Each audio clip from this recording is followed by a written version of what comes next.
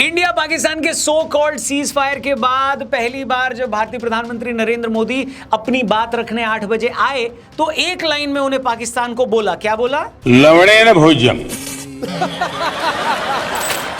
वैसे तो रात 8 बजे का और मोदी जी की स्पीच का अपना पुराना नाता रहा है, लेकिन कल की स्पीच में उन्होंने दो ऐसी बातें बोली हैं जो आने वाली जनरेशन को याद रखनी जरूरी है। सबसे पहली बात तो यह है कि उन्होंने ऑफिशियली डिक्लेयर कर दिया है कि पाकिस्तान के खिलाफ ऑपरेशन सिंदूर अब हमारी स्टेट पॉलिसी है, यानी अब हम रिटेलिएट नहीं करेंगे, ऑफेंसिव होकर लड़ेंगे और पेलेंगे। अभी हमारा राइट है, हमारी ये रिस्पॉन्सिबिलिटी भी है कि पाकिस्तानी स्पॉन्सर टेररिज्म को उसके अगेंस्ट में हम जब चाहेंगे जहां चाहेंगे वहां एक्शन लेंगे। दूसरी सबसे बड़ी बात यह है कि अब भारत न्यूक्लियर ब्लफ नहीं सहेगा, यानी इस स्पीच में उन्होंने इनडायरेक्टली ये बोल दिया है कि पाकिस्तान का न्यूक्लियर प्रोग्राम अब क्या होने वाला है राहुल जी? खत्म। अब इन दोनों बातों के पीछे की सच्चाई पब्लिक डोमेन में आ चुकी है। प्रोपेगेंडा वॉर भले ही पाकिस्तानी कितना भी खेल लें, लेकिन ये सच्चाई है दोस्तों कि ऑपरेशन सिंदूर ने पाकिस्तान को कम से कम नहीं तो 10 से 15 साल पीछे धकेल दिया है उस मुल्क से जो ऑलरेडी उनसे 25 साल आगे था, यानी भारत। हम शायद वो इकलौते ऐसे देश हैं जो अपनी जीत को भी सेलिब्रेट नहीं कर पाए क्योंकि पाकिस्तानी पीएम ने बोल दिया कि वो जीत गए। दोस्तों, इसी एटीट्यूड की वजह से भारत को बहुत नुकसान झेलना पड़ता है। आज हमने उनका एयर डिफेंस सिस्टम तबाह करके रख दिया है, उनके 11 एयरबेसेस उड़ा दिए हैं, 100 से ज्यादा आतंकी मारे गए हैं, 50, 60, 70, 100 पता नहीं कितने सोल्जर्स मारे गए उनके। लेकिन सबसे बड़ा नुकसान हुआ है उनके न्यूक्लियर एसेट्स को टारगेट करना। हालांकि हमारे एयर मार्शल AK भारती जी ने मुस्कुराते हुए बड़े ही सहज अंदाज में कह दिया कि भैया हमें नहीं पता वहां क्या था। मतलब समझ रहे हो, अंदर तक पेलने के बाद मासूमियत देख रहे हो। Is there a confirmation that we actually hit Kirana Hills? Thank you for telling us that Kirana Hill houses some nuclear installation. We did not know about it. Okay. And we've not hit Kirana Hills, whatever is there. तू समझा? हाँ, नहीं, तू समझा नहीं। मतलब ये बात इतनी ज्यादा खतरनाक है कि पाकिस्तान को USA और इजिप्ट से बोरोन मंगवाना पड़ गया, ऐसा सोर्सेज बता रहे हैं। ये वो चीज़ है जिससे रेडिएशन के खतरे को कम किया जाता है, लेकिन वहाँ के गाँव को, अभी भी अगल बगल के गाँव को खाली कराया जा रहा है। सीधा सा हिसाब है, इस टाइम पाकिस्तान का न्यूक्लियर प्रोग्राम खतरे में है। अभी हमारे देश के लोगों को ये अंदाजा ही नहीं कि कितना बड़ा वहाँ पे कांड हो गया भैया। वहीं दूसरी तरफ चचा ट्रंप की भी सन्नाटे में ले ली गई है क्योंकि उन्होंने भी 4 हाथ की जबान से वो बोल दिया कि मैं कश्मीर का मुद्दा सुलझा दूंगा। इसी बात का जवाब कल प्राइम मिनिस्टर मोदी ने दिया अपनी स्पीच में, और ट्रंप चिचा से कहा कि भारत सिर्फ 2 मुद्दों पर बात करेगा, पहला आतंकवाद और दूसरा POK, किसी तीसरे मुद्दे पर बात नहीं होगी। अब ट्रंप के इस रायते को मार्को रूबियो और JD वेंस को ही साफ करना होगा भाई साहब। लेकिन इन सब के बीच एक सवाल मेरा हमारी यूट्यूब कम्युनिटी से भी है, कंटेंट क्रिएटर से भी है। वैसे तो आप लोगों को दुनिया भर का ज्ञान देना है, हर बात को सोशल मीडिया पर फैलाना है, हर चीज़ में आप एक्सपर्ट बनते हो, लेकिन जब इतना बड़ा बवाल चल रहा है देश में तो 10-10, 20-20 मिलियन वाले जो क्रिएटर्स हैं, आवाज़ नहीं निकल रही है क्या?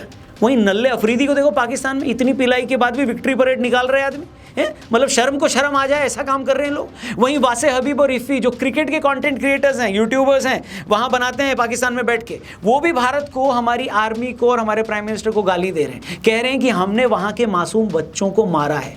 वेल, मासूम बच्चे, इसका जवाब कर्नल प्रताप ऑलरेडी दे चुके हैं। बच्चे नहीं है।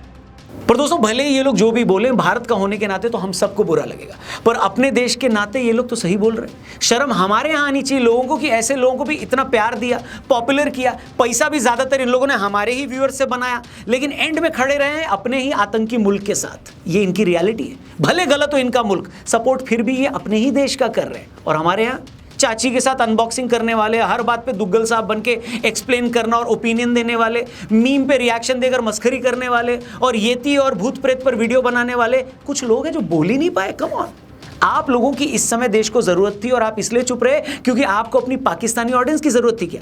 अब कई लोग डैमेज कंट्रोल करने के लिए बहुत कुछ बोलेंगे, लेकिन सवाल ये है दोस्तों कि शुरू से बोला क्यों नहीं गया?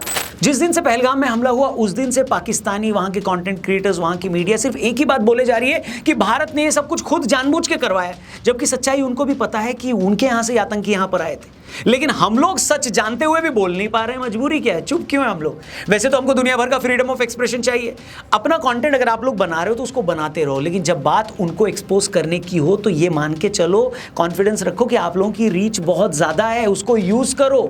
एक होके यहाँ पर बोलने की जब ज़रूरत है तो इतनी शांति और सन्नाटा क्यों है हमारे कंटेंट क्रिएटर्स कम्युनिटी में? मेरे को समझ में नहीं आ रहा है। वहीं अपने देश के लोगों से भी यही कहना है कि आपकी सेना और आपकी सरकार ने जो अचीव किया है ना, उसे दुनिया देख रही है, समझ चुकी है। आज जो भारत ने किया है वो यूएस और चाइना की नींद उड़ाने वाला है। इसलिए इस बात को लेकर रूठी मौसी मत बनिए कि अरे पीओके लेना था ना, लेना था क्या, लेंगे। लेकिन फिलहाल हमने जो उनकी ले ली है ना जो चीज जिसके दम पर वो पीओके लिए बैठे थे, जल्द ही पीओके भी लेंगे।